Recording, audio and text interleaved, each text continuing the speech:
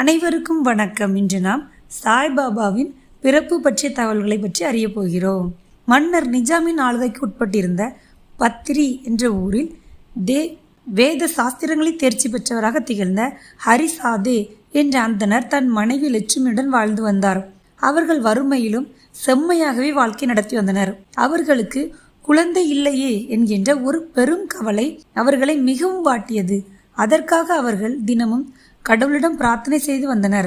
அவர்களின் பிரார்த்தனையின் பலனாக விரைவிலேயே அவர்களுக்கு ஒரு ஆண் குழந்தை பிறந்தது. வெகு நாட்கள் கழித்து பிறந்த குழந்தை என்பதால் பலரும் அந்த குழந்தையை பார்க்க வந்தனர். அதில் ஒருவர்தான் அவரின் ஜோதிட நண்பர். அவர் வந்ததும் அக்குழந்தையின் ஜாதகத்தை கணித்தார். ஜாதகத்தை கணித்து பார்த்துவிட்டு, இக்குழந்தை ஒரு தெய்வீக குழந்தை, கூடிய விரைவிலேயே இக்குழந்தையை பெற்றவர்கள் இறந்து விடுவார்கள் எனவும் அந்த குழந்தை வேறு இடத்தில் வளரும் என்று கூறினார். இதை கேட்டு பெரும் துன்பத்தில் ஆழ்ந்தனர் அந்த தம்பதியினர்.